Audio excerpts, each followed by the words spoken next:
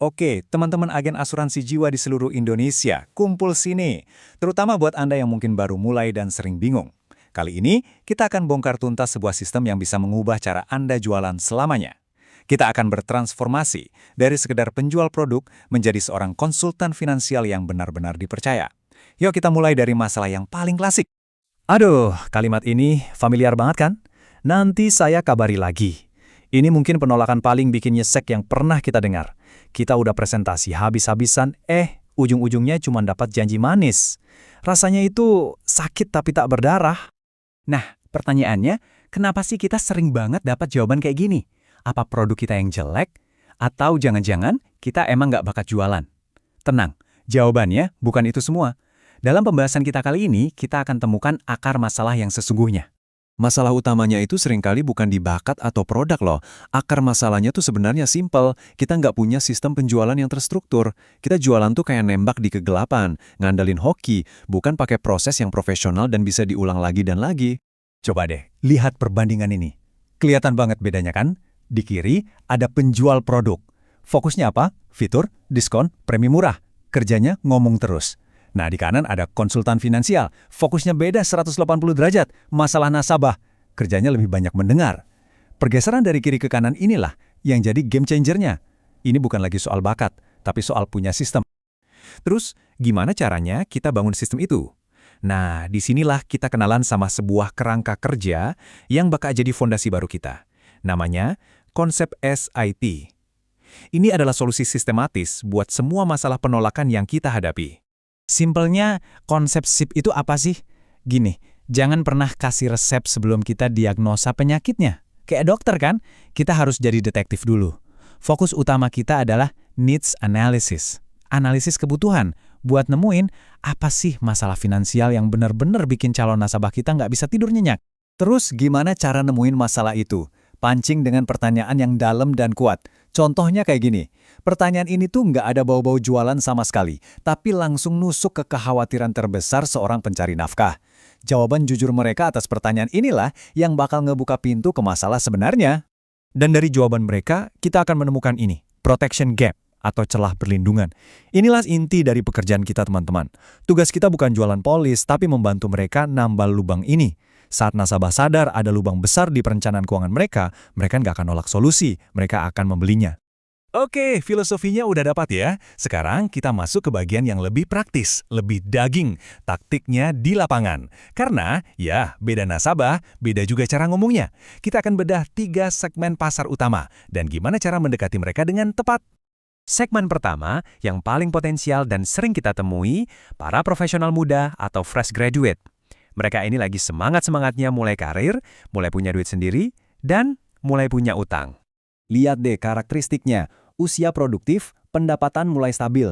Tapi yang paling penting, lihat di bagian tahap finansial, wealth creation, dan debt creation. Artinya, mereka lagi semangat nabung, tapi di saat yang sama, cicilan motor, cicilan HP, kartu kredit mulai bermunculan. Nah, disitulah celah kita buat masuk. Jadi lupain deh ngomongin soal investasi yang ribet-ribet atau manfaat pensiun yang masih jauh. Pakai pertanyaan simpel tapi nampol ini. Pertanyaan ini langsung menghubungkan konsep proteksi ke masalah paling nyata yang mereka hadapi hari ini. Utang dan cicilan. Jelek banget kan? Biar makin gampang dicerna, kita bisa pakai analogi kisah petani jagung. Jelasin ke mereka, dari sebagian penghasilan yang disisihkan itu harus dibagi ke 3 pos. Pertama, ada lumbung, ini buat dana darurat. Kedua, ada ladang, buat investasi biar uangnya tumbuh. Nah, yang paling krusial, ada iuran gotong royong. Inilah proteksi. Gunanya buat apa? Buat jadi pagar yang mastiin ladang sama lumbungnya nggak hangus kalau si petani kena musibah. Oke, kita geser ke segmen kedua. Ini beda lagi ceritanya. Mereka adalah para pencari nafkah utama, biasanya untuk keluarga muda. Fokus mereka bukan lagi soal cicilan HP, tapi soal masa depan anak dan istri. Di sini, kita naikin level obrolannya. Jangan lagi ngomongin berapa premi yang harus dibayar. Coba tanya ini. Konsep nilai ekonomis ini benar-benar kuat karena langsung mengubah sudut pandang mereka dari biaya menjadi nilai dari penghasilan yang mereka bawa pulang setiap bulan. Dan kerennya, nilai ekonomis itu bisa kita hitung loh. Caranya gampang. Pertama, cari tahu dulu pengeluaran rutin keluarga sebulan. Katakanlah 10 juta. Terus tinggal masukin ke rumus sederhana ini. Ini bukan angka ngasal, ini matematika finansial yang sangat logis dan bisa dipertanggungjawabkan. Dan hasilnya, jeng-jeng, muncul angka yang besar dan konkret. Di contoh ini 2,4 miliar. Angka ini bukan lagi soal asuransi, ini soal warisan dana tunai buat mastiin keluarga bisa lanjut hidup dengan gaya hidup yang sama. Inilah nilai ekonomis mereka yang sesungguhnya. Kebutuhan proteksi jadi sangat nyata kan? Segmen terakhir, ini kelasnya beda lagi. Mereka yang sudah mapan, sudah established, fokus mereka bukan lagi cari duit, tapi gimana caranya jagain dan nurunin harta warisan ke anak cucu dengan mulus. Sama mereka, kita sentuh luka yang sering mereka nggak sadari, yaitu biaya-biaya tersembunyi pas proses waris. Mereka punya aset properti miliaran, tapi nggak sadar kalau buat nurunin aset itu ke ahli waris, butuh duit cash yang nggak sedikit juga. Nah, ini dia biang kroknya. Ada BPHTB yang bisa sampai 5%. Ada potensi biaya sengketa waris. Belum lagi kalau propertinya terpaksa dijual buat bayar biaya-biaya itu, kena lagi pajak penjual. Disinilah asuransi jiwa jadi pahlawan. Dia menyediakan uang tunai yang liquid buat nutup semua biaya ini. Jadi, aset warisan aman, nggak perlu dijual obral. Oke, sistemnya udah keren, taktiknya udah ada, tapi semua itu nggak akan ada artinya kalau kita nggak konsisten. Ingat, membangun karir di industri ini bukan lari sprint teman-teman, ini maraton. Jadi, ada 3 pilar sukses jangka panjang yang harus kita pegang erat-erat. Pertama, disiplin. Jalankan sistem SIP ini ke setiap orang, jangan pilih-pilih. Kedua, membangun kepercayaan. Tuluslah, jangan cuma mikirin komisi. Dan yang ketiga, konsistensi. Prospecting dan follow-up itu ibarat napas, harus jalan terus setiap hari.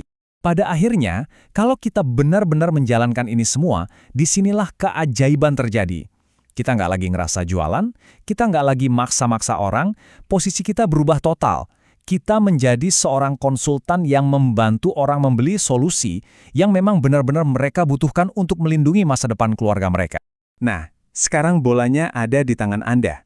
Kerangkanya sudah ada, taktiknya sudah dibongkar.